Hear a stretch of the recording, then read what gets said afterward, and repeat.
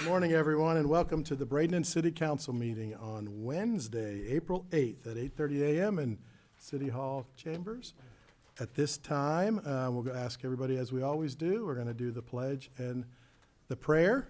So at this time, we'll ask you to stand, and we'll do the prayer by Vice Mayor Jane Coker, followed by the pledge. Thank you. Morning. In the name of the Father, and the Son, and the Holy Spirit, amen. Heavenly Father, we come together today with gratitude and purpose.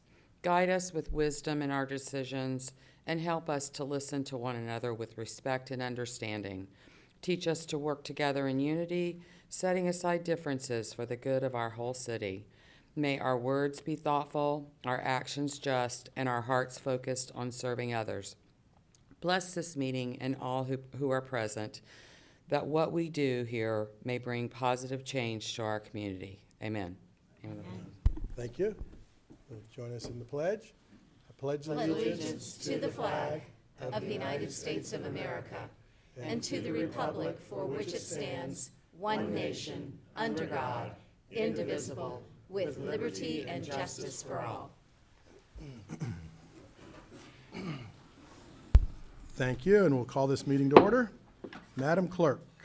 The first item on the agenda this morning is a proclamation for National Public Safety Telecommunicators Week, April 12th through 18th, 2026. Whereas emergencies can occur at any time that require police, fire, or emergency medical services.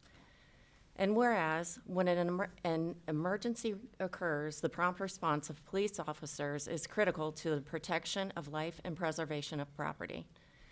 And whereas the safety of our police officers is dependent upon the quality and accuracy of information obtained from citizens who telephone the City of Bradenton Emergency Communication Center.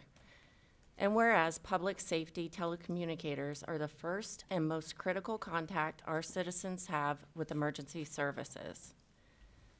And whereas they are a vital link for our police officers by monitoring their activities by radio, providing them information, and ensuring their safety.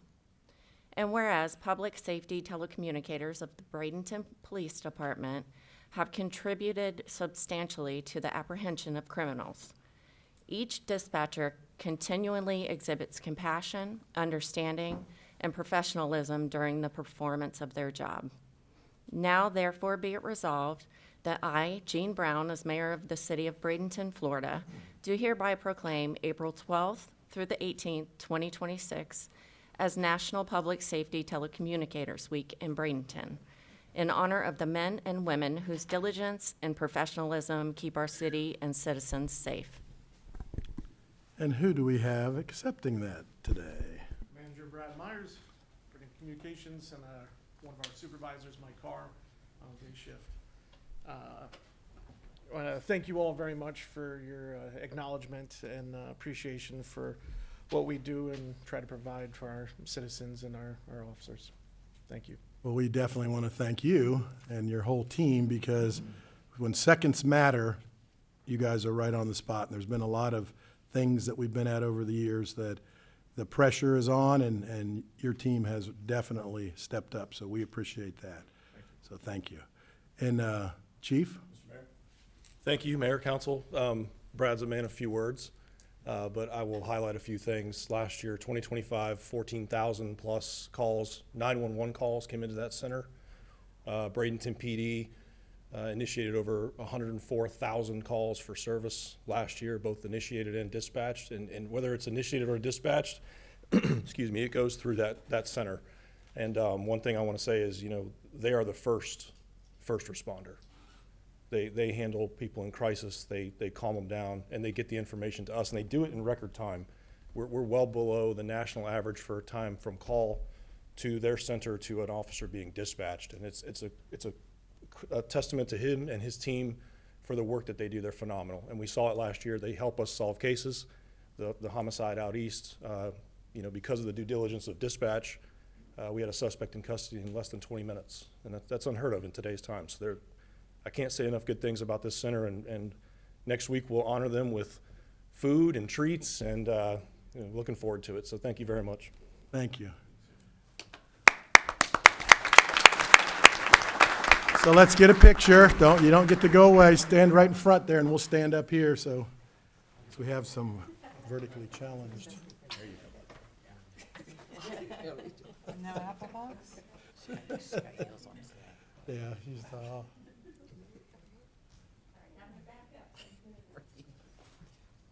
your this ballerina pose. everybody. Can't see Meredith, you can't see. Thank you.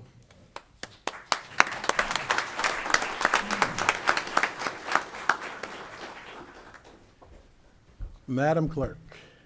Our next proclamation is for Crime Victims' Rights Week, April 17th through the 23rd, 2026. Whereas the term victim is more than just a label and has legal standing and protections that go along with it. And whereas crime victims' rights passed here in Florida and at the federal level guarantee victims the right to meaningfully participate and use their voice in the criminal justice process. Victim service providers, advocates, law enforcement officers, attorneys, and other allied professionals help survivors find their justice by enforcing these rights. And whereas the right to provide an impact statement ensures that victims' voices are considered in court during the sentencing and, when applicable, restitution process. And whereas including and elevating the voices of survivors makes it certain that they are heard and seen and creates a path to forging and sustaining community trust. And whereas engaging survivors create responses and services that are credible, meaningful, and centered on individual needs. And whereas survivors' lived experience can serve as a catalyst for implementing innovative programs, shifting existing programs in new directions, and changing policies or practices that prevent survivors from accessing services or pursuing justice. And whereas National Crime Victims' Rights Week provides an opportunity to recommit to listening to crime survivors in every space where decisions are made that could impact them.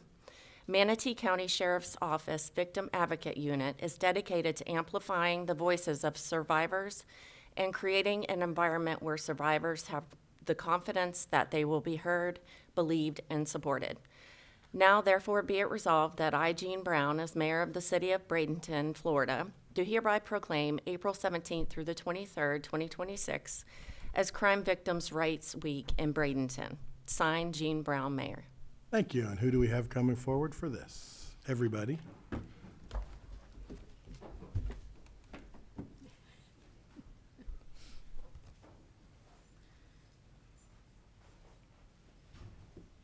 Good morning. Good morning. I'm Sandra. I'm the Victim Advocate Manager at the Sheriff's Office, and these are the advocates that respond to call-outs.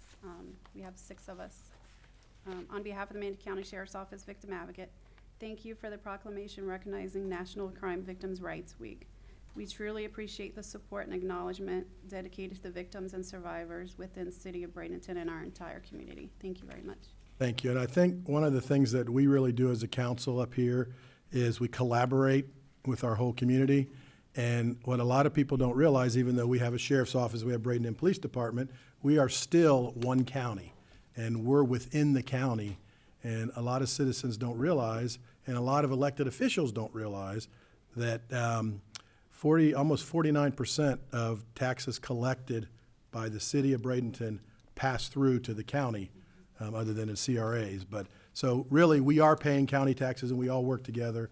And I know with Sheriff Wells and Colonel Casella, all of the things that happen through our police chief Kramer and acting assistant chief, I think it should be acting chief Thiers, which first day on that job for a while, but that we all work together well. And even they talked about earlier the suspect that our dispatchers got in 20 minutes. It was City of Palmetto, City of Bradenton, and Manatee County Sheriff's Office that did it together to protect our community. So thank you for everything you do for those victims every day that we have here. So we appreciate it. Let's get a picture. Everybody stand up there and we'll get it.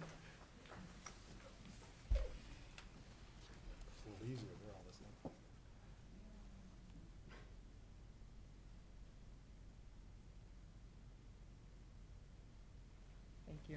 All right, and I'll just say one last thing that I just really wanted to mention to you all. that we know when you're dealing with victims of some of the worst things that can happen, whether it's children or anyone at all. But what you guys see a lot every day is a tough job, and we appreciate that even more because things that we've all seen over the years just are tough to deal with. So as we say to all of our police officers and that, if you ever need anything, ask for it. So thank you.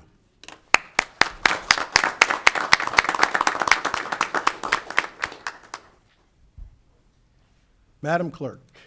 Our next proclamation is Child Abuse Prevention Month, April 2026.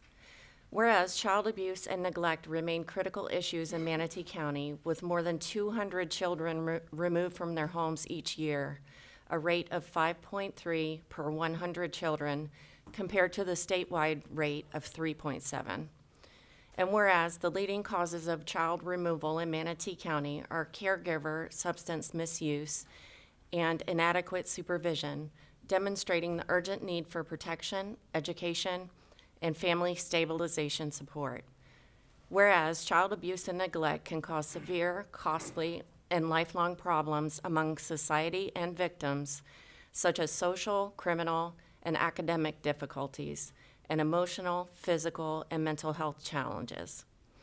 Whereas 36.84% of children in Manatee County who entered foster care achieved a safe, permanent home within 12 months, exceeding the statewide rate of 30.2% and reflecting the strength of a coordinated community response. And whereas research shows parents and caregivers who have social networks and seek support and systems in time of need or trouble are more resilient, less isolated, and better able to provide safe environments for their children. And whereas individuals, businesses, schools, and community and faith-based organizations must support the emotional, social, physical, academic, and mental development and well-being of all children. And whereas during April, Prevent Child Abuse in Manatee County and Pinwheels for Prevention, in collaboration with community partners, will lead coordinated efforts to prevent child abuse and neglect by promoting awareness of healthy child development, positive parenting, and strong family relationships. Now, therefore, be it resolved that I, Jean Brown, as mayor of the city of Bradenton, Florida, do hereby proclaim April 2026 as Child Abuse Prevention Month, and urge all citizens to engage in activities whose purpose is to strengthen families and communities. Signed, Jean Brown, Mayor. Good morning, welcome. Who are we going to have this today? Bring everybody up.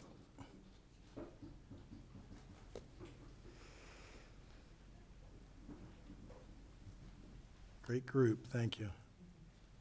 Good morning. Good morning. I'm Terry Smith, Parenting Specialist for Manatee Children's Services. Manatee Children's Services is a child advocacy center with the mission to advocate for and provide the resources, skills, and shelter to alleviate abuse through prevention and intervention for all children and families. Since 1977, our agency has been dedicated to breaking the cycle of abuse for over 12,000 children and families in Manatee County each year. Our programs change lives through immediate and long-term shelter, mental health services, intervention to detect abuse, and ongoing support for families to help prevent abuse.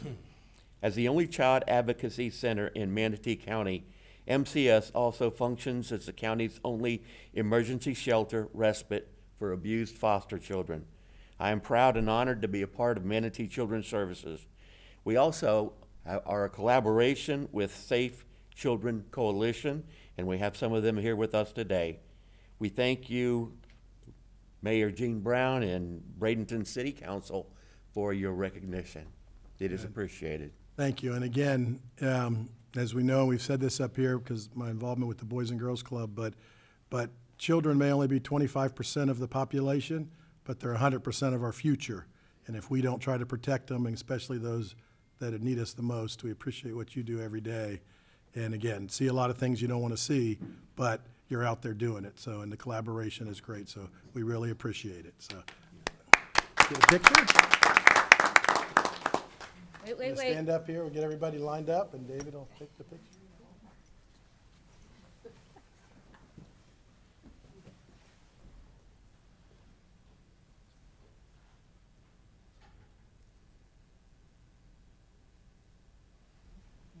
Thank you. Thank you very much.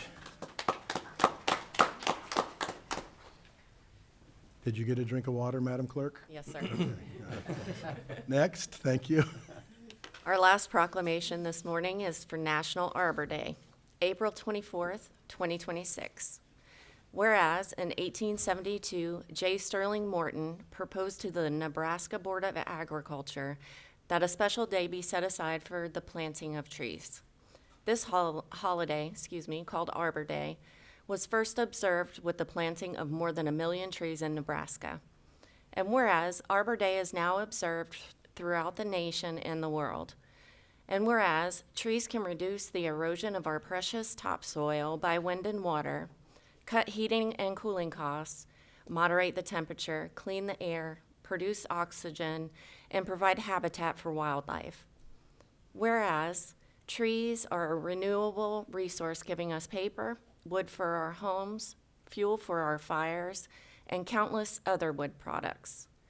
And whereas trees in our city increase property value, enhance the economic vitality of business areas, and beautify our community. And whereas trees, wherever they are planted, are a source of joy and spiritual renewal. Now, therefore, be it resolved that I, Jean Brown, as mayor of the city of Bradenton, Florida, do hereby proclaim April 24th, 2026 as National Arbor Day and urge all citizens to support efforts to protect our trees and woodlands and to support our city's urban forestry program by planting trees. By planting trees, we help to promote the well-being of present and future generations and enhance our community.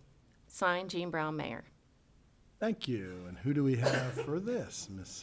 Miss Jennifer? Hopefully underrepresented after everybody had big groups, but that's okay. I'm loud enough for everybody. I just wanted to thank everyone on this board and former boards. Most of you were on it since I started, but I started 9.5 years ago. In that 9.5 years, we have given away over 6,000 trees in this community, and most of them were paid for by you guys. And that is hugely meaningful, especially after the hurricanes. We have given away, by the end of May, we have 2 more giveaways. We have 400 more trees to give away. It will be over 2,000 trees since the hurricanes. And most of them are going to the city of Bradenton, but it is helping people all over this community. We lost over 30% of our tree canopy due to back-to-back storms. And so this has really helped put them in. And we actually have people who got some at the end of last year who have been bringing their pictures to us at the tree giveaways and showing us what their trees are doing. So it's really been a pleasure and an honor to help you guys push that initiative out. And we're always happy to do everything. And I'm happy to say that this year's Arbor Day trees went in yesterday. So if you saw the social media post, we have big trees along the Riverwalk again. So that's very exciting. And April 18th is our Earth Day, and we're putting in even more plants and beautification projects all around downtown, starting from 15th Street East to 15th Street West on Manatee Avenue. So please come out and join us, everybody. Yep. So- I know one of the things, Jennifer, that is not just 1 month, it's year-round It that we're is. doing things, and you work great with Ross and our city staff and keep things going. And I think there was a tree, I don't live at the house anymore, that we got a lot of years ago from a tree giveaway that was about this big around. Now it's, can't even get your arms around it because Yep. it's been so long ago, 20 years ago. But the little trees do grow, and I Yes. think that's what people don't realize. Sometimes you want to put in a big tree right away, but you got to put all those little ones in too, and that's what's exciting. And seeing it at the farmer's market, public market, still the old days, say the farmer's market, but the public market every weekend that Realize Bradenton does, you guys are there once a month, and Yep. and that's, Last Friday of the yep, month, there's that's 2 more Friday. left. Yep, 2 more, so we appreciate it. Let's get a picture. Absolutely. I think we'll come down around you since you're by yourself, so we can do a little walking. I'm honored, thank you. Oh, Lance. Rob's Yeah, Lance contact. You guys got the gray suit number? Yeah, we did.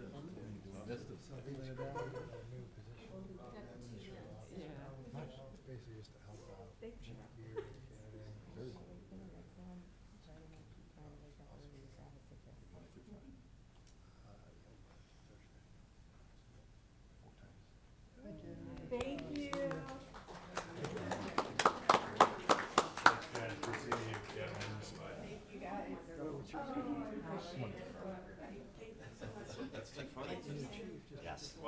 Oh, yeah. Match with somebody. Can't not match with somebody.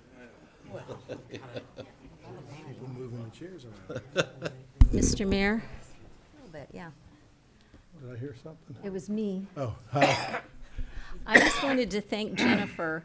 If you look on the invitation that we received today, right above where it says M and B, and I think that was a coincidence, but right above that, that's a picture of my great-grandmother Oh, wow. and my great-aunt Mary, and the little boy that's cut in half is my great-uncle Lloyd, and the gentleman standing there was a Willis. He was one of the hired hands. They had a pineapple farm in Palmetto, and it was open range, and what they found out is that cows really like pineapples. So that's how my great-grandfather ended up being the town clerk in Palmetto, because the pineapple farm kind of didn't do too well after the cows found all of the pineapples. But I thank you for including that picture. And for people watching this on TV, go to Keep Manatee Beautiful site, and you can see all the activities going on and fundraisers and ways to donate to them. So that's very important, because a lot of the stuff that happens is through donations, and that's very important to keep that going, because it's not only, like I say, for today, it's for the future. If we have any more storms, we want to be prepared for the next one. And more trees are better. So thank you. Madam Clerk. We do not have any presentations scheduled this morning. Okay, so at this time, we're at citizen comments. Citizen comments will be accepted during the citizen comment portion of the meeting on any non-agenda items, agenda items, future agenda items, or topic of relevance to the city. Comments will be accepted on the public hearings at the appropriate time. So at this time, we have one. We have Mrs. Simmons. Please state your name, your city of residence, and you'll have 3 minutes. Welcome. Pat Simmons, Manatee County. I did a completely unscientific watch yesterday, my own traffic study of Old Main and Barracuda, I guess that's how you say it.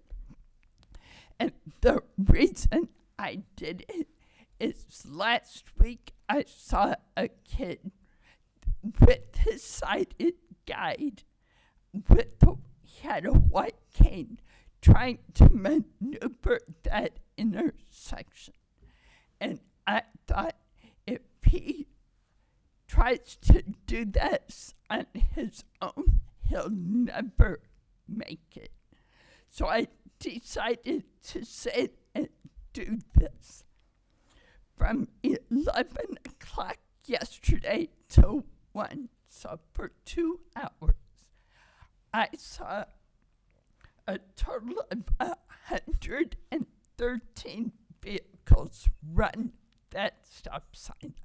And not only run it, most of them didn't even slow down. If they did like the old Missouri roll, we used to call it, where they slowed down but didn't quite stop, I still counted that as a run. But the people that did stop, there was 28, but 4 of those stopped because there were people in the intersection or in the crosswalk.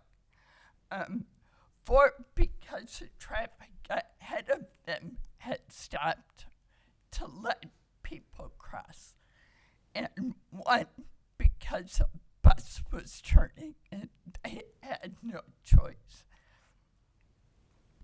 So, because of that, thinking of that kid with his white cane, I just thought that I would bring my unscientific traffic study to you. And I actually went to the police department yesterday and spoke with someone at the side desk, and he just said, well, we have limited deputies. What do you expect us to do? So I'm back to you again. So thank you. All right, thank you. At this time, I have no other cards. Is there any other citizen comment? Any other citizen comment?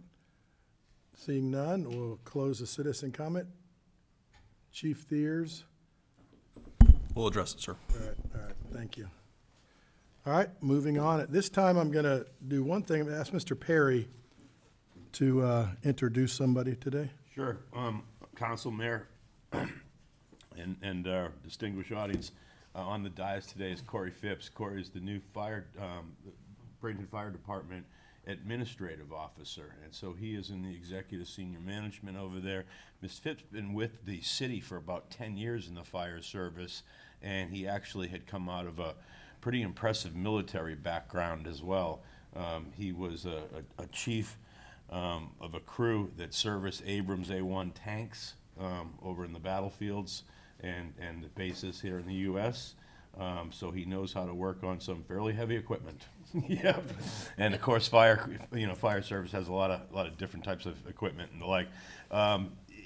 In speaking with Chief Gear and Chief Kennedy, who couldn't be here today for different reasons, they had talked to Lance and I about this position, and we were able to basically fund it with some movement of other positions and the like. So it's a net neutral add from a budgetary perspective, but from a programmatic perspective, it brings a great wealth of experience and program expertise and bandwidth to the department. And we think it's a real good addition to continuously improving our skill sets in the public safety area. And I know that the police department have done that as well. So Corey's before us. You haven't seen him before. It's interesting when you go from like the worker bee in fire, which I think is going to be probably LT and below, you wear a blue shirt or a gray shirt, and now you wear a white shirt. And so that's the adage. I guess Doug, he knows a lot more about this legacy and history than I do. But now he's up in the executive management roles, and he's got a really good background administratively as well. Welcome, and first off, we want to say thank you for your service, because that's something that, as we see now, is more important than ever. What we're seeing and protecting the lives of our military is so important. But thank you for your service, and welcome. You got anything you want to say? I just wanted to introduce myself, Mayor, members of council. Thank you for having me here today. It's an honor to be here to represent Chief Gear and Chief Kennedy, and for Rob and Lance, everything you guys did to make this happen. I'm looking forward to working with all you guys in the future on a bunch of projects. So thank you, everybody. Good, thank you. Glad you're here. Thank you for that indulgence, Thank you. Mayor. Yes, sir, Mr. Perry. I'm going to read one thing before we do the consent agenda. It's mentioned about the Pina Colada Fest has changed their event date from July 11th, 2026 to July 25th, 2026. This event was already approved on the March 11th, and this is only a date change, so nothing changes. They just changed the date, and we had to publicly announce that. So since it was a change, but nothing changed at all other than moving it back 2 weeks. So thank you for that. And then, Madam Clerk? Item 6 is the consent agenda, and staff is requesting approval of items A through R. Mr. Perry? Mayor, I have had the opportunity to speak with all councils regarding the consent agenda and the items contained therein. I just wanted to point out that there was a late add under item Q and R on an amended agenda. I thank Ms. Melton for helping me out with that. Thought it was important to get it onto this agenda because it deals with our infrastructure, particularly it's for the financial impact plan from Woodard and Curran. And for those, that fiscal plan, you remember last meeting, we actually adopted the FIP for wastewater. These two items separate the various different categories of utility, being stormwater and drinking water. And both of them are equally important. It's interesting as it relates to, if you look at, our drinking water, our Everest Reservoir, and the history of the drinking water, particularly surface water at Everest Reservoir for the city. But that plant, it's a lifeline, a surface water lifeline for the city. And it's probably one of the best investments that the city's made. I think there's only 22 other surface water plants in the state, actually. And when you think about it, out of 60-plus counties, it's quite a bit. But it needs to be upkept. And you have the plant, and then you have the collection system. And so like the wastewater system, we have some aged infrastructure that needs to be kept up to speed. Typically, we need to do that both on the short term and the long term. But since I started, we've always talked about strategic planning. As you know from the fiscal plan before, it looks at a longer view into a lengthy historical precept as it relates to potentially up to 50 years, and then a shorter view and a moderate view. And I think you have to do that to try to get a handle on how to keep up with these systems that are worth in the hundreds of millions of dollars when you look at the net asset value on our books of that and the services they provide to the community. So I think the investment is worth it to put together the FIP for both those, the drinking water and the stormwater. Stormwater, I'd point out, basically kind of came into existence, basically with the Clean Water Act. But the federal government really didn't enforce it for the better part of 20 years because it was what's called an unfunded mandate. And when you think about all the stormwater projects we do, East Side Storm Drain Project that we're doing right now out in Councilwoman Coachman's ward, and that reaches neighborhoods and it eliminates flooding and it makes street travel safe and it makes economic development viable because we get a lot of rain here in Florida and the southeastern United States. But that's not a fully funded mandate either. It never was by the federal government. So now it's enforced basically with what's called an MS4 permit you have to get, and either through directly the EPA or their designated agency. In the state of Florida, that designated agency is SWIFMUD, Southwest Water Management District. And so they require, when we do government projects or the private sector does projects, to basically have put together stormwater management plans to deal with the impervious land, so that their land now, it used to be raw land, saturate the ground, now has to go into our storm drain and conveyance. And we get some funding for that, but not enough to build conveyance and collection and wear systems and all these more advanced types of flows into an outfall ultimately or other pre-treatment. We are woefully underfunded. That's where I'm going with this long explanation. And I think a lot of entities are as well, because it's a difficult thing to charge people for. They already pay property tax, they already pay utilities and things like that. But the reality is that stormwater, and particularly on commercial property, we're looking at what we can do for commercial property, because a lot of that deals with basis of impervious land as plotted by the tax assessor's office. And they're woefully inaccurate, not because they're not trying to do a good job, but because of different things that happen on the property. And really what it should be is a charge based on how much impervious land you have. And there's a state law that deals with all this. It makes it equitable. But I think that Public Works has talked about this for at least the 5 years I've been here, probably a few years before that. And we're going to have to take a look at our funding mechanisms and the modeling for our stormwater as well. So this is a big part of that. Drinking water, I could probably give you a longer explanation on, but we don't have time for it, and you don't want it this morning, I would assume.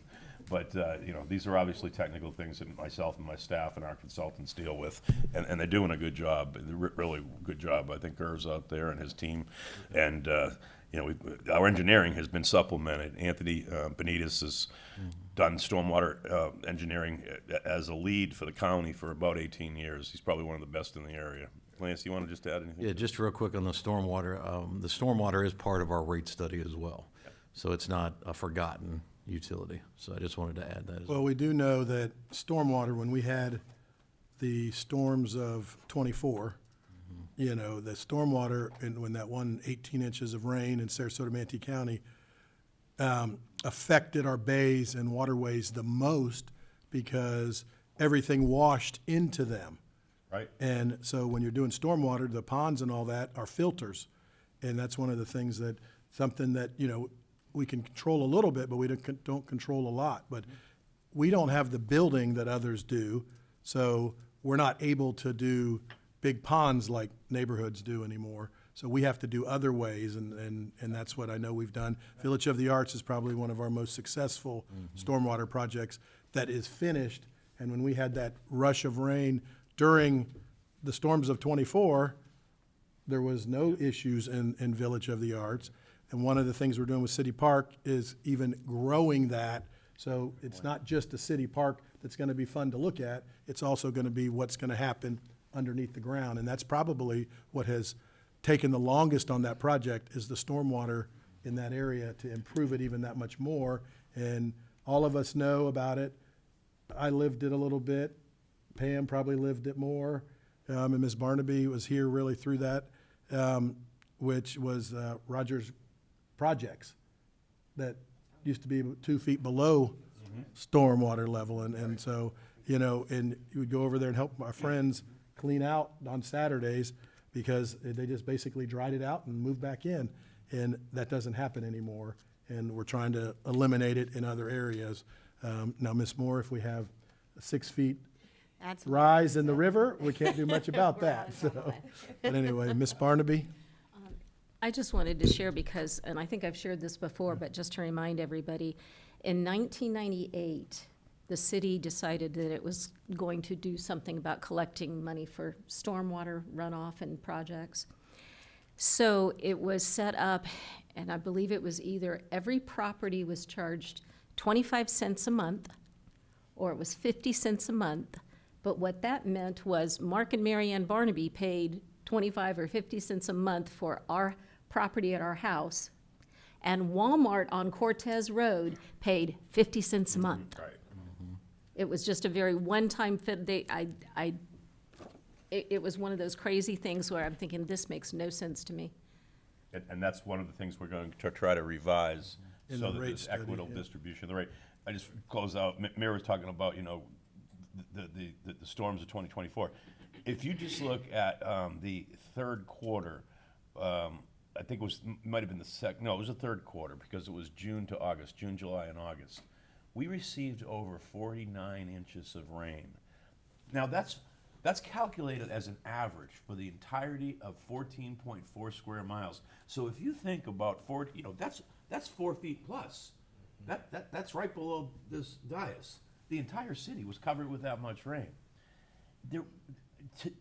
To some of the state partners that we utilize, and even federal partners, we have done a good job of accessing funding for certain of these projects we're talking about. We want to do more of that with this.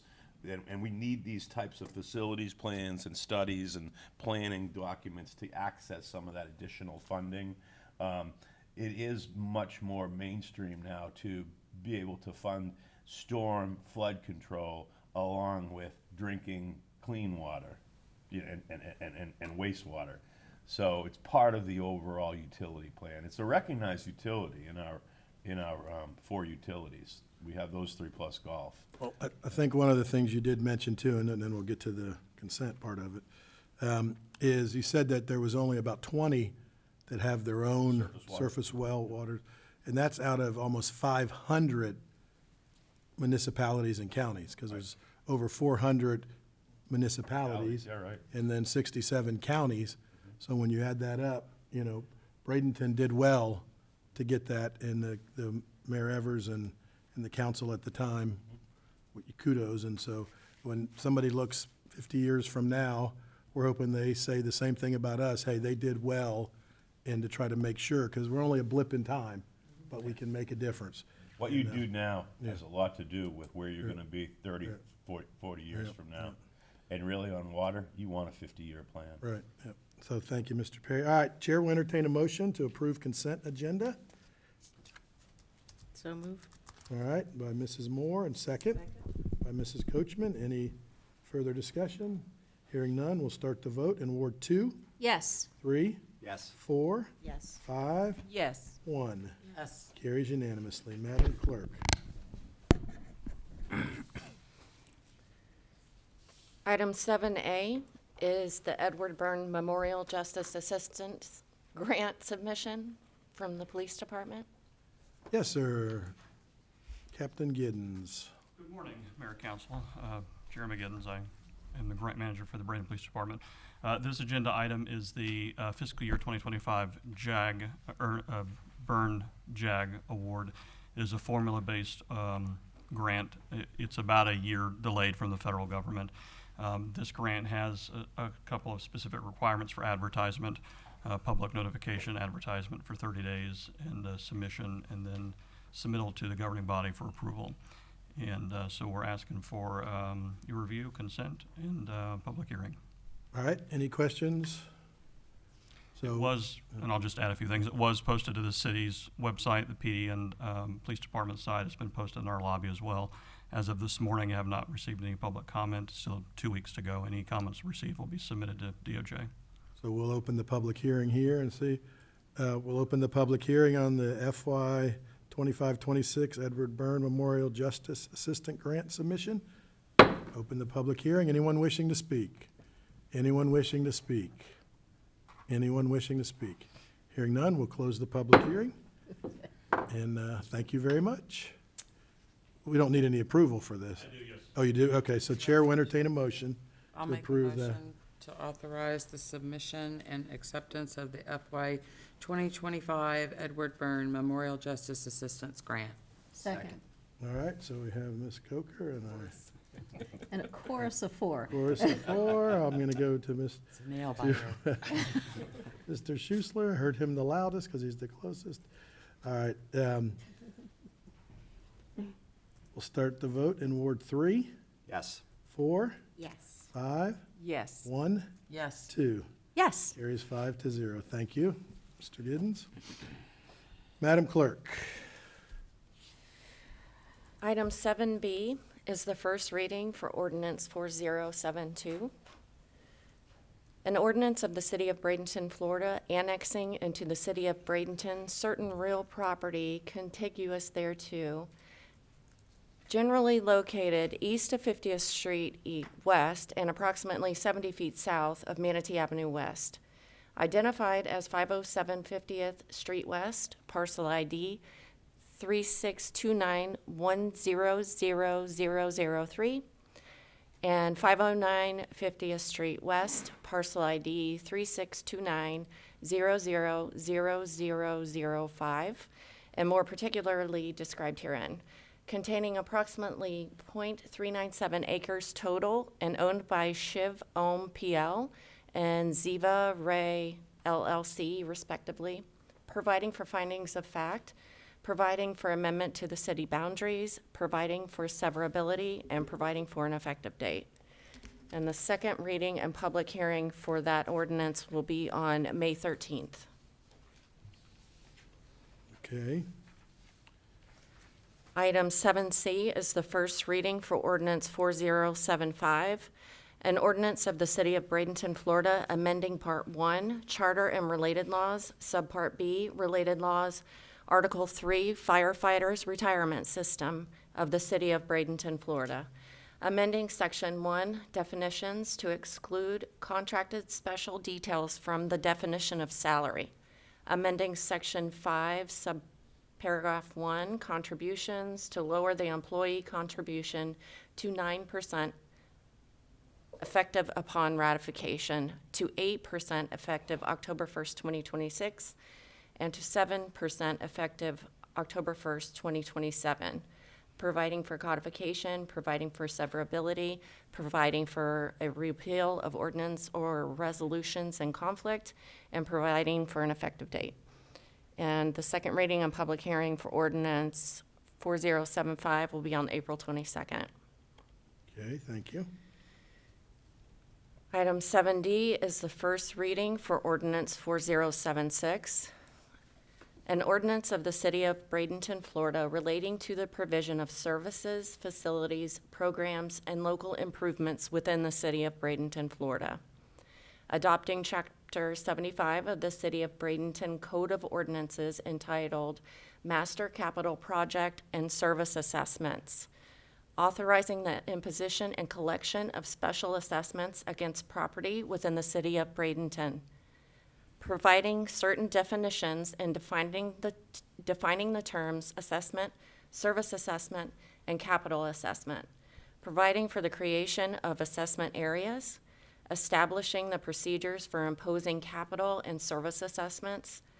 Establishing procedures for notice and adoption of assessment rolls.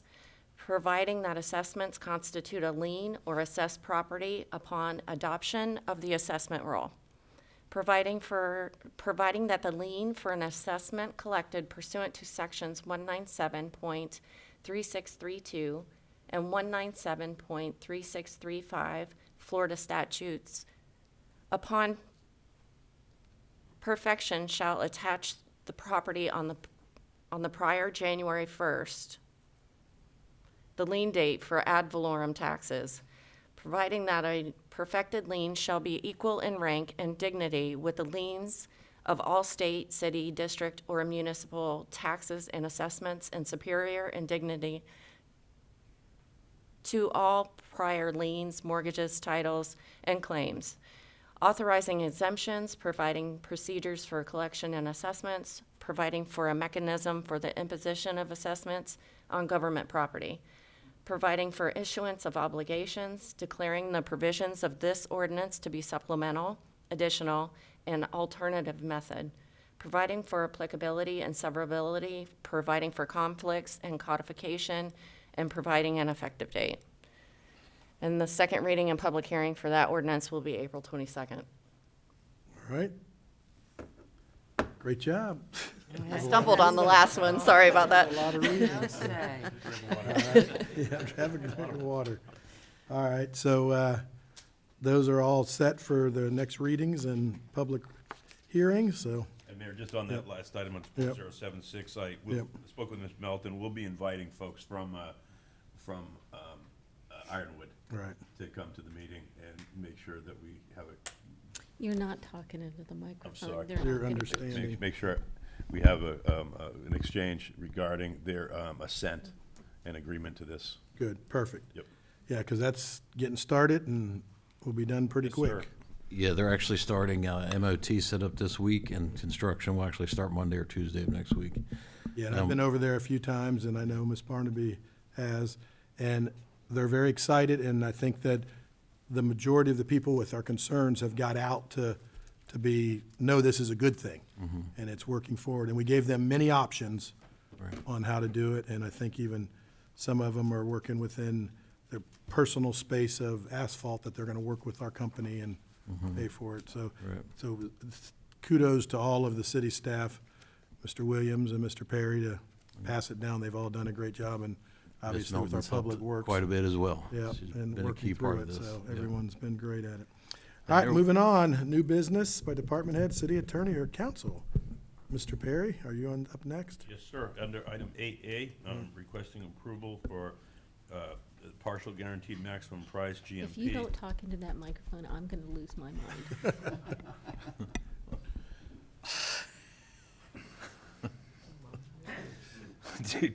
For construction management at risk services for the City of Bradenton City Park project. This, as a quick overview, is basically to begin construction and complete construction over about a one-year period of Phase 1. What Phase 1 involves is the field that would be the new field due south of 13th Avenue and due east of 9th Street, directly north of the Lecom Park existing.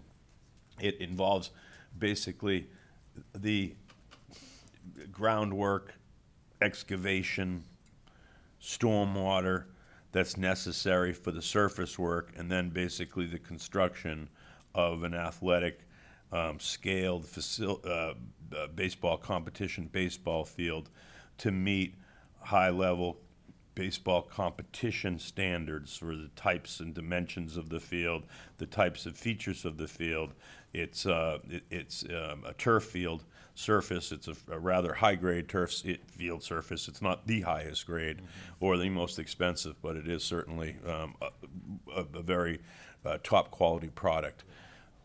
We have gotten with the Pirates field maintenance folks and talked to them a little bit about both the design and the composition of some of these products.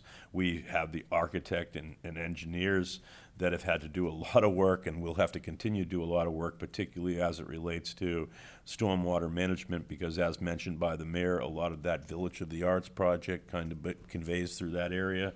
It's underground. It'll have to be relocated and redirected in certain cases. There'll be a lot of flat work for walkways and other enjoyment experiences at the baseball field itself, including shade structures. There'll be batting cages. There'll be pitching areas for relief pitching. There'll be observation towers that are required for electrical purposes and other reasons. Masco lighting to the tune of about 700, 800,000, and just a whole host of other things. And so this GMP represents about 14.7 million in what I would call hard construction costs to build those things, and then there's soft cost above and beyond that, which is basically going to be the CMAR fee, as well as the bonds that's necessary for surety, the risk, builder's risk insurance. There's contingency at, I think we did 5% on the contingency here. And we're going to VE, we're going to value engineer some of these things and try to get that number down a little bit. When you say a little bit, I think we can probably recognize maybe close to $1 million in reduction, probably closer to $750,000. But when we did pre-construction estimating on it, it's not too far from where we were at. We were expecting it to be about 14 million. Yeah, 14 and a little bit north of it, actually. And the funding for this is, we have a great deal of the funding through collateral sources that we've received from the county for it, that we've received from Congressman Buchanan's office. We've received state funding, and am I missing anybody out on that? That's it. I think that's it, right? All right, any questions for Mr. Perry? Chair will entertain a motion to approve. So moved. By Ms. Coachman, is there a second? By Ms. Barnaby. Any further discussion? Hearing none, we'll start the vote in Ward 4. Yes. 5, Yes. 1, Yes. 2, Yes. 3. Yes. Perfect, thank you, approved 5-0. Mr. Perry. Back onto item 9, under unfinished business. Item A is the purchase of property between New Rogers Garden Limited Partnership and the Housing Authority in the city of Bradenton. This is basically to purchase the land that you would normally basically associate and kind of relate to be due west of Braden Village and that public housing area. That's both south of 13th and north of 17th Avenue. It was an area that was slated for future potential development. Been with the city for a long time, various types of ownership and HUD arrangements and the housing authority arrangements and the like.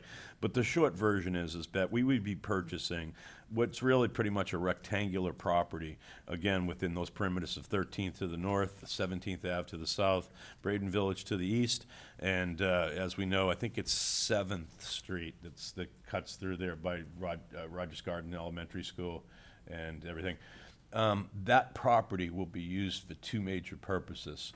One is for stormwater retention areas as necessary for a swift mud permit. That permit will be necessary for improvements that are made both to city park facilities as well as to PAL facilities. We've contemplated getting PAL, the Police Athletic League, a ready, shovel-ready pad that would be due south of 13th Avenue in between Bradenton Village and Rogers Gardens Elementary School. That would take probably about 2/5 of the property. The pad would be able to accompany parking, ingress egress parking, and then about a 50 to 60,000 square foot multi-use building. That building would be able to be used both for recreational purposes, for gymnasiums and things of that nature for PAL within their traditional kind of the work they do, as well as multi-use meeting space. That multi-use meeting space envisions basically the school district and other folks in the education and career development world coming in to provide programming for both youth in the community as well as for young adults in the community. So some of the things we're contemplating for the youth is, reading at grade level, career development, enhancing some things that after school they might need a little bit of help with. Some kids, reading and things of that nature. And then the adults, maybe some professional development from MTC, Mentee Technical College. I always use the example of some of the technical programs they have over there, where if you get your certificate in a 1 or 2 year program, you can go from making $15 an hour to $35 pretty well. And so the future looks a lot brighter. And I think when you have young kids and limited and challenged background, we need to help those folks out. I think it's a real good thing for the community, the city to do to support the community as it relates to opportunities and raising everybody's lot in life, so to speak, including the children. So that PAL is pretty important. We can't afford to build the PAL, because whatever that project costs, and it has a field, a football field as well as basketball courts, football field to the south and basketball courts to the west. PAL does a good job with youths and community, just like Boys and Girls Club probably does and did, as it relates to utilizing youth sports and getting them in the front door with youth sports, and then getting them to more kind of self-development type of programs thereafter. And that's really what the objective is as it relates to community and neighborhood development in that PAL Center. Beyond that, to the south, we have a concept permit in with SwiftMud in order to do the stormwater management and get the permits we need.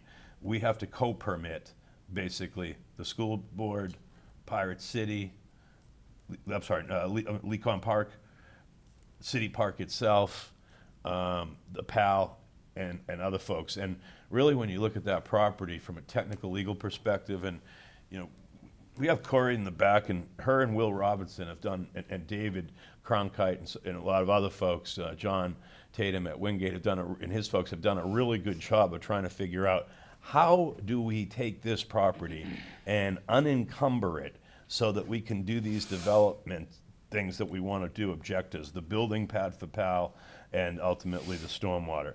And the reason why it's so tricky is there's about 14 different easements that run over it over the last 50 or 60 years.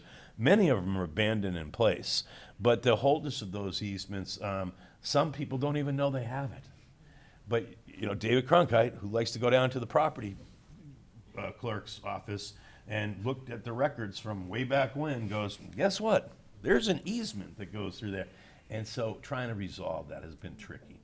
It's involved a variety of different techniques that we've done to resolve those. We're at a point where Will Robinson, our attorney, who has done a really good job on this, is satisfied that we are on a situation that any encumbrances that do exist, we are still on very good legal footing. We've been able to resolve about 95% of them, but there are a couple of small, tiny things that between most of us, we all think that the title is clean. And to that fact, we've been able to get surety on the title. And what that means is we've been able to get title insurance. So title insurance companies, they don't issue title insurance if they think you got encumbered property. So they've done that, and then I'll wrap up, because I know I'm getting long in the tooth.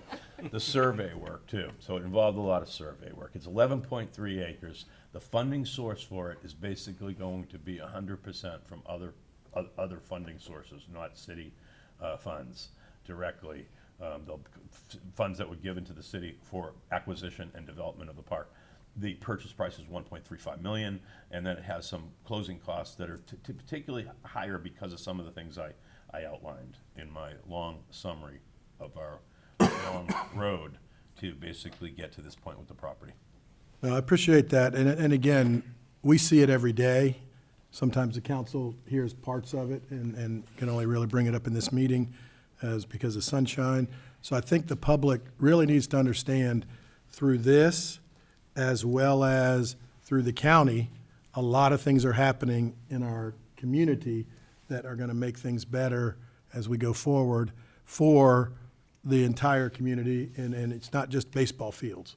It's really a whole community opportunity to make young people's lives better, as well as getting some of the young people, the people that are the young adults that didn't get opportunities. So we're trying to make it where it's going to be a win-win, and it gives people opportunity to come to Bradenton and see how great we are. So that's it. So I think this will be award-winning, Yep. well-recognized project when it's complete. When it's done, For sure. And you put it well, it's intentional, and there's benefits of community development, transportation, economic development, education, and that. you know, when you can do all that on the same dollar, it's a pretty good deal. a good thing. Yeah. All right, Chair will entertain a motion. Ms. Coachman? Mr. Mayor, Yes, ma'am. motion to approve purchase and authorize the mayor to execute all transactional documents required to complete the purchase. Second. Second by Ms. Barnaby. So we've had extensive discussion. We'll start the vote in Ward 5. Yes. 1, Yes. 2, Yes. 3, Yes. and 4. Yes. Appreciate that. Carries 5-0. Mr. Perry, anything else before we move on? All right, just didn't want to make sure. Sometimes he pops things in that are good. All right, council reports. We'll start in Ward 2. Thank you, Mr. Mayor. I would like to thank all of the staff members that were very helpful to me. I was recently able to go and visit our oldest son, who I hadn't seen in almost a year.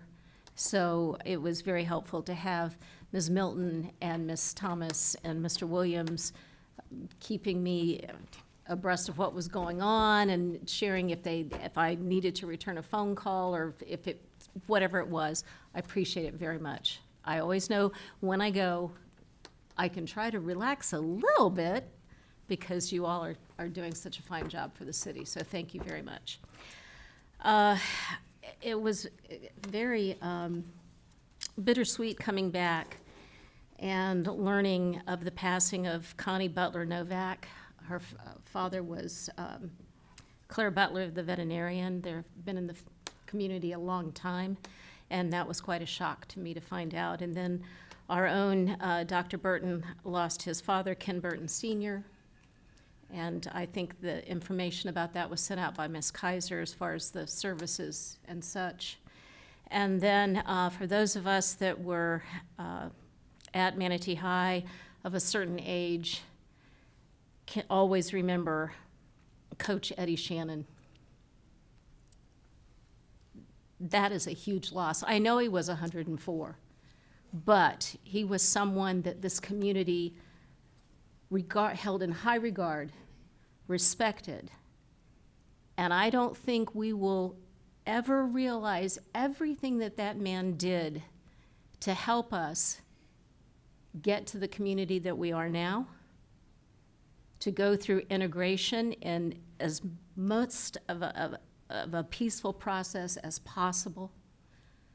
And he will be sorely missed. And to the younger people in the community, we're looking for one of you to step up. We can't keep losing these giant figures, and I know he only stood 5 feet tall, but he was a giant. We can't keep losing these types of people with their integrity and their work ethic. and not have it affect our community. So my challenge to you is, who's it going to be? And who's going to step up? Thank you, Mr. Mayor. Thank you. Ward 3, Mr. Schuessler. Thank you, Mr. Mayor. I did want to kind of go back and just discuss for 20 seconds ordinance 40676, the first reading. I received a call last night, and Mr. Perry did mention it even during the consent agenda. And the question was a fair question. It was asked by the resident, what's this all about? I'm paying my property taxes, and that was something that Mr. Perry mentioned during the consent agenda. And I just wanted to say that 4076, it's more about establishing a fair process for special assessments, which are used for specific properties that benefit directly from things such as roads, drainage, and other infrastructure. This doesn't approve any specific project and would still require, public notice, input, and city council approval. So I did go through her concerns. I did mention Ironwood, but I thought it was fair to point out that it's just about setting the process up for any special assessments, not in addition to and not across the entire city. As we move through April, I did want to recognize, since Ms. Melton went through all the proclamations and everything, the several important observances that we went through today that highlight the heart of our community. This week is National Public Safety Telecommunications Week, so I'd like to take a moment to point out and thank the dispatchers and communication professionals who are often the first calm voice in moments of crisis. Their work is absolutely critical to public safety, and they deserve our appreciation. April's also Crime Victims' Rights Week, a time to reaffirm our commitment to supporting victims and ensuring they are heard, respected, and protected. In addition, it's Child Abuse Prevention Month, which reminds all of us of the shared responsibility we have to look out for the well-being of our children and families. Also looking ahead is Earth Day and National Arbor Day. It's a great opportunity to appreciate and invest in the natural beauty of our city. Whether it's planting a tree or simply taking pride in our green spaces, these small efforts do make a lasting impact. Around Bradenton, we're continuing to see positive momentum, from increased activity around our public events to ongoing progress with initiatives such as Fix It and Face It and many others. It's an exciting time to be in Bradenton, and we all look forward to keeping that momentum going in the year ahead. Thank you. Ms. Moore. Let's see. Is anyone doing the walk today that begins at the Dream Center? I don't know if you all got the letter and the email. I was just going to mention to you all that I was going to attempt to do it because I love walking, and it's for a good cause and whatnot. But I think it might get rained out, so I'm not positive about that. But I was just going to let you all know that I was going to try my best to be there. But I'm going to play it by ear now. But just wanted to let y'all know. Yesterday was it yesterday or Monday? I had the very good fortune to, I believe it was Monday, to volunteer at Manatee School of the Arts Career Day. And I got to meet Lieutenant Seymour's daughter, who was delightful, very smart and articulate young woman. And it was great. I was very much upstaged by a former CIA agent, and that made the lawyer / city council woman very not interesting. But it was great to hang out with the kids and talk about their futures and whatnot. I'm not sure if I don't think we've met since BAM happened, but I just wanted to express that I thought it went really well. The only thing that I think I saw that, and I've talked to Chief Kramer about it, and maybe he's already talked to Chief Thiers and Mr. I'm spacing out on Paul's last name. Driscoll. About e-bikes on the sidewalks. I don't know if you guys if you've observed this. And my son had an e-bike, and I think that they're useful and they have their purpose. But some of them were so large. One person was actually actively riding it on the sidewalk with a helmet on, with all the pedestrians. And so I just thought that was, to the extent that you all are looking into it, I would encourage that thing to look at. And then, I love multimodal, like, discussions and whatnot, but I feel like there's maybe a safety thing that we have to figure out. I'm excited about the Singing River river cutting. That's a kind of a ways in in the future, but just thinking about things that are actually happening in Ward 4, that is, I'm looking forward to that. And the feedback I've gotten from that art, since now it is fully installed, has been really good. It's been warmly received. And then finally, I was just gonna share that I'm excited about the stormwater work that we're doing with the fiscal initiative plan. And while I still love to talk about lift stations, now that some of that work is really like moving along and can't, is not gonna be derailed in any way, I'd like to look forward to assessing some areas in Ward 4 that need, and all over Ward 4. There's some in River Isles, I think, that needs attention, and in the immediate neighborhood that's adjacent to downtown. That's just rainy day. We are very aware that if there's, another storm surge of 6 feet, what we do in this regard is probably not gonna make a huge impact, but just for everyone's quality of life, and I know you all already know that, but that's just something I'm looking forward to working on. And I think that's it. Thank you. Ms. Coachman. Okay. Just want to say, touch on something that Councilwoman Barnaby mentioned, and this community has had some great loss in recent times, and Coach Shannon being one of them. His wife was my first grade teacher, and I went through school with his daughter, Lynn. He also had a daughter, Gail, but Lynn and I were the same age, so we went through everything together, Spanish 1 and Spanish 2 especially. Hey, lástima. My mom and dad said to Coach Shannon when, we knew that I would be going to Manatee High, you let us know if anything she goes awry or something. And he said, oh, you don't have to worry, I'll take care of it, and then I'll let you have seconds. So, lifelong being in his company, and he definitely is a great man, his entire family.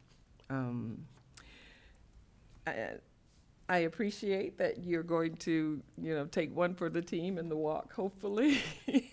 I looked at that and I was like, but that's great. There's so much going on, and so it's this with the pictures from back in the day. There's a picture in on the left side, underneath the More Juice, of it looks like a Hood's Milk Dairy Manufacturing. I have a picture of that, possibly that very same room, I'm pretty sure, but bottles were being filled, and my dad was standing next to them because he was operating that, and then he was also the milkman, so he actually did bottle it and deliver it. So that was touching. I'm gonna have to look for that picture. City Park. Everything the community could ask for, and it was easy to ask, but very difficult to do. And I every time I talk about this, I get emotional because of the impact it would have, not only to the city, but to a community that was once considered all right, and then it wasn't. But this project could very much bring it back to being all right again. I want to say I appreciate all the work that everyone's doing. And as you were succinctly explaining to us, Mr. Perry, it's a lot. And just know it's not going unappreciated and unnoticed. To all of you. Proclamations we had today shows the hard work of many men and women to keep this community safe, keep our city, our county safe, especially the children.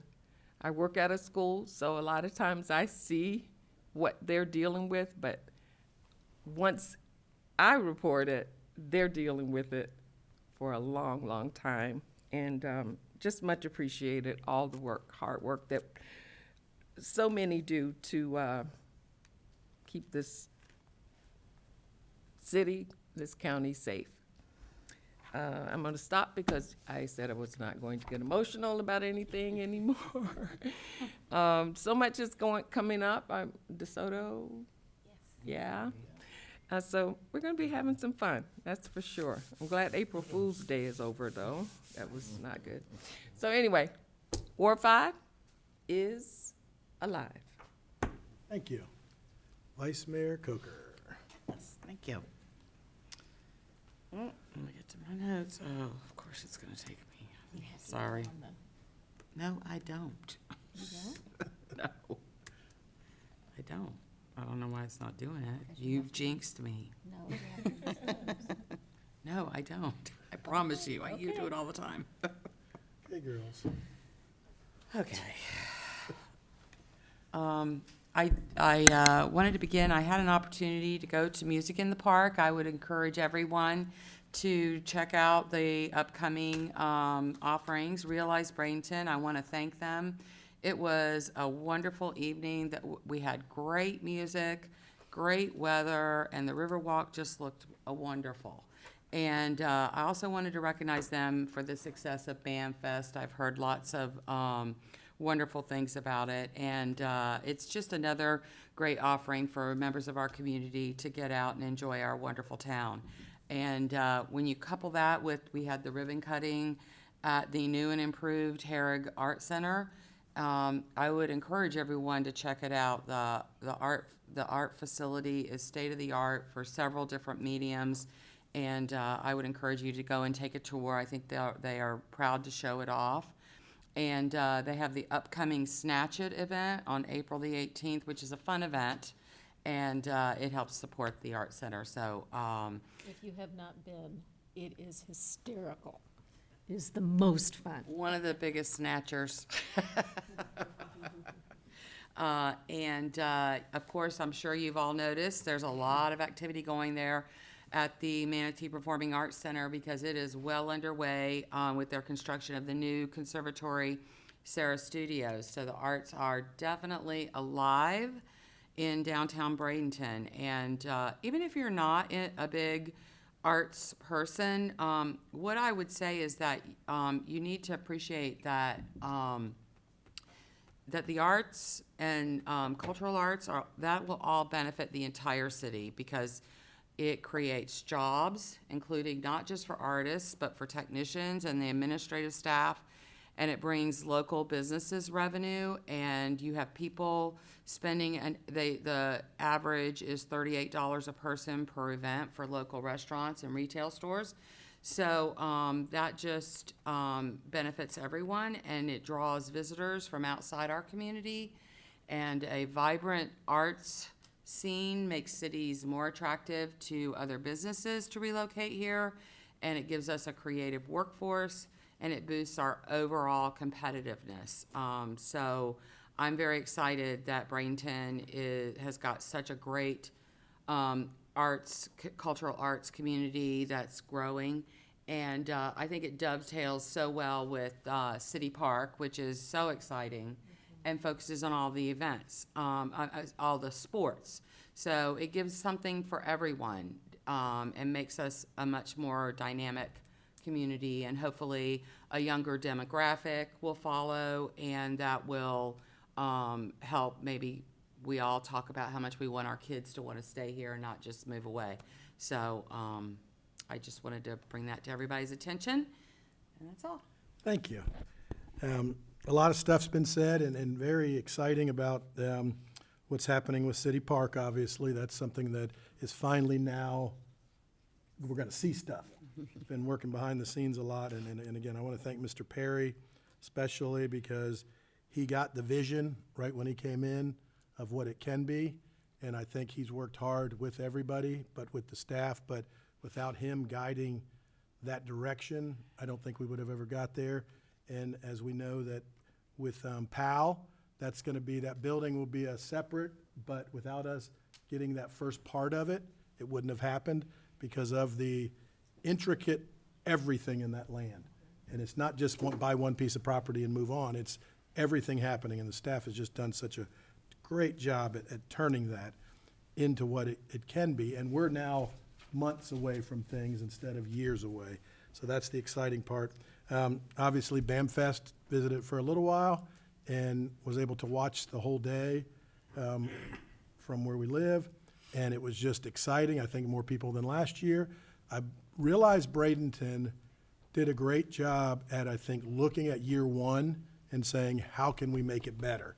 Because a lot of times you get, well, it's successful, just stay the same. But Karen and her whole group, mostly volunteer group, did a great job at stepping up to changes of what feedback they got. So I thought it was a great event, and you know, I believe the city will still want to be more involved next year as we go forward and things, and really do great, because music in the park, as Councilwoman or Vice Mayor Coker had said, is something that brings a lot of people. It's the reason we put the turf on Rossi Park, to make it more sustainable, and what we're doing to the Riverwalk is just something unbelievable. Obviously, everything DeSoto in April. You know, the capture will be, is it this Saturday or next Saturday? All the dates start to mingle. It's a week from Saturday is the capture downtown on the 18th, and then the parade the next weekend. So I'm always excited, because when I got on this council in 2013, nobody in the dais did the parade anymore, and I was the only one doing it because I was excited about it. So I'm excited that everybody is in, because that shows how much we care about Bradenton and our Manatee County. So that's a great thing. Another great event happening this weekend at LECOM. The Marauders are back. Pirates are doing well. You know, with Paul Skeens and now Connor Griffin. Didn't make the Major League squad on opening day, but made it 4 days later. So, you know, the Pirates are excited, and I think that brings excitement all the way down to the Marauders. So really looking at the fun things. Talk a little bit about Coach Shannon. I met Coach Shannon probably 40 years ago, you know, and just really saw, you know, Ms. Barnaby mentioned about his stature, but he was a giant to this community. And he didn't care who you were, what you were, or what you did, you were going to do it right. And he set up, he was probably the biggest thing for Manatee County during those 60s and 70s, after he had served in the military to protect our country. And so really went into that. And even after he had retired, and when the kids would come in, everybody knew Coach Shannon, and they were excited, even though he wasn't teaching and he was 90 years old and all the way up, that he was there to give them positive enforcement and reinforcement and just really get them going. And that's what I don't think people realize that we miss sometimes when somebody, you know, of 104. I mean, the best times that I had in the last 4 or 5 years was driving by his house or stopping for his birthday, because, you know, we'd always celebrate it, and we'd get a bunch of people, and we'd drive by during COVID when he couldn't be out, and we'd stop by, and he'd be sitting there and just beeping the horn and blowing it and just seeing him. But such an iconic figure in this community that helped this community not become a city that burned, because he was going to make it good for everybody, and it didn't matter in the statute that he was doing. He was just going to say, hey, we're going to do what's right. And what Ms. Coachman said about, you know, she was more afraid of getting it from Coach Shannon than she was from her parents. And I think there's thousands of individuals, if not tens of thousands in this community, didn't want to disappoint Coach Shannon. So, and that's what you need. And those icons, we still need to do it. And what Ms. Barnaby said about, is there somebody else out there can step up? And I know there is, but they got to take it. So thank you for all of your life, Coach Shannon, and what you've done to really make a difference to our community. Yesterday, I spent most of the day at the County Commission meeting for a couple of things. We know that the Economic Development Council, the EDC here in town, is very important to our community. We've been very supportive of it over the last few years. We've held a standard and asked what they can do more for us and how we can, you know, have some metrics that come out. The county did that, and yesterday the county approved back with the contract with the EDC, and they're having a workshop right now about kind of how they can do better in the metrics. And I think what was most important to me and what I got up and said was, in a kind of in a synopsis, was we don't live in silos in Manatee County. You know, when you look at the 6 municipalities, the county, we're all in the municipalities within the county. So just because somebody succeeds or fails, that doesn't mean the rest of us don't succeed or fail.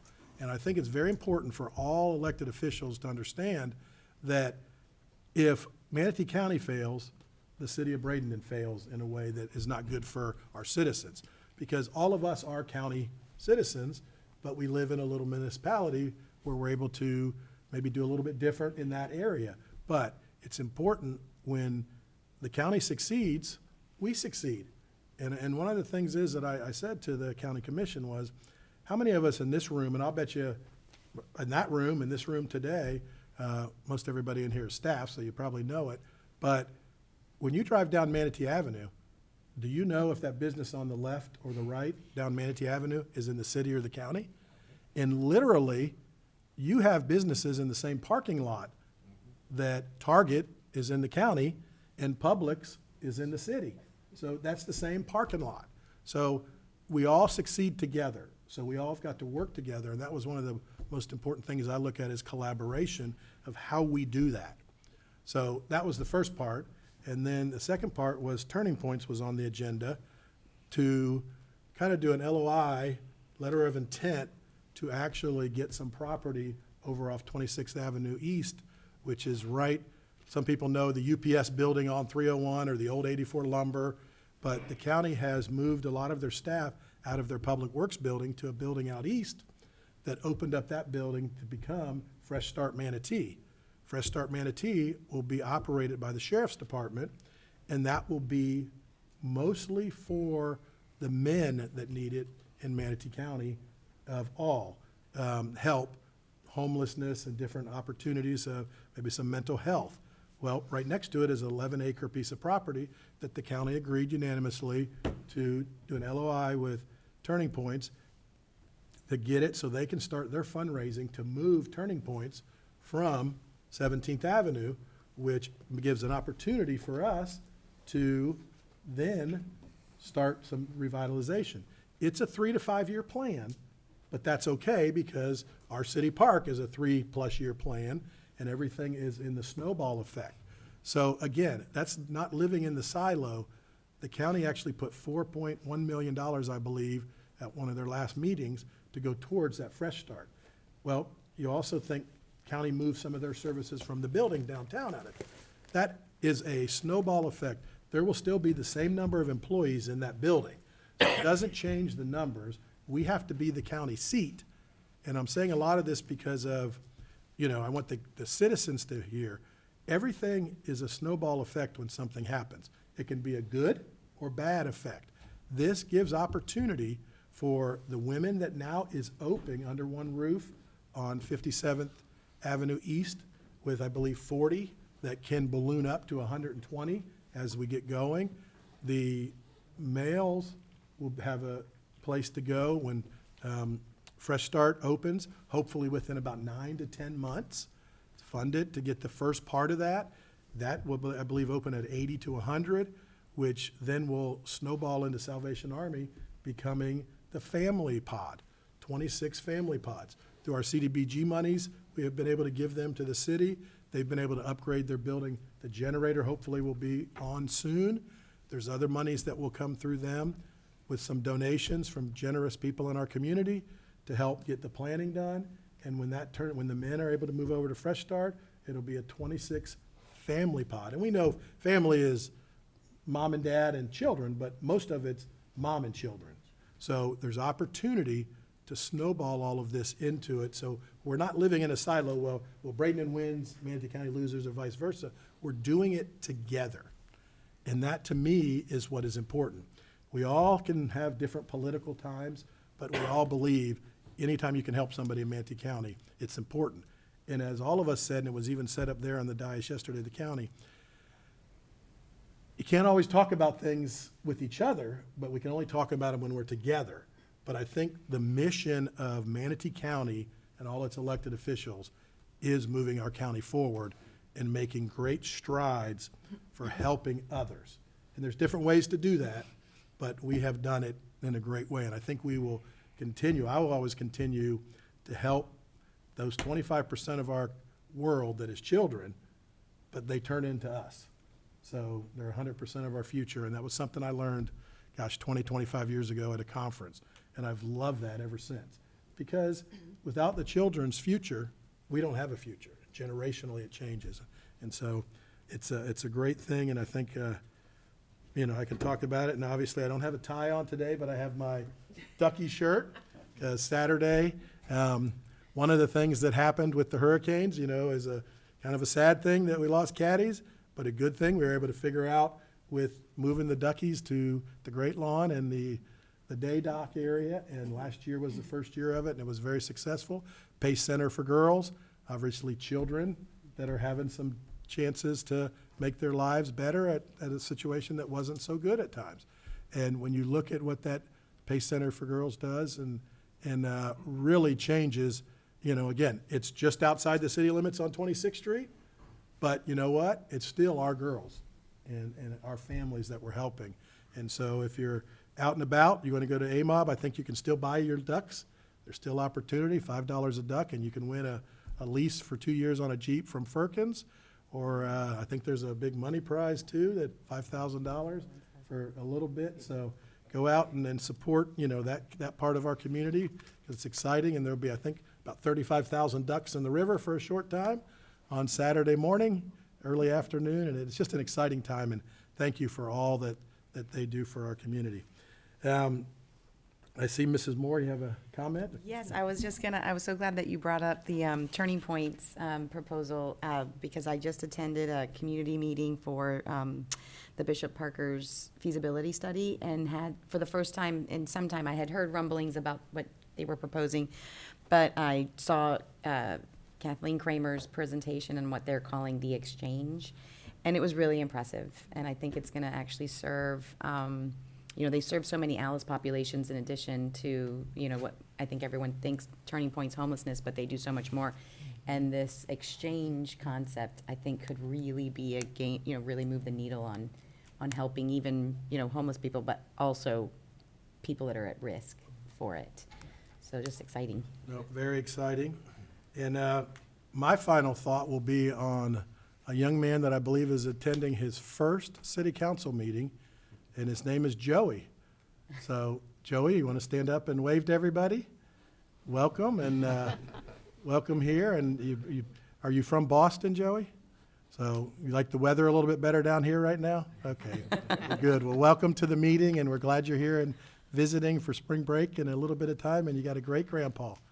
So, we love your grandpa. So, Mr. Perry, anything else from the staff? Anything, Mr. Williams? Well, sir, I do have acknowledgement, but I will say that anything we've been able to get done has been a team effort.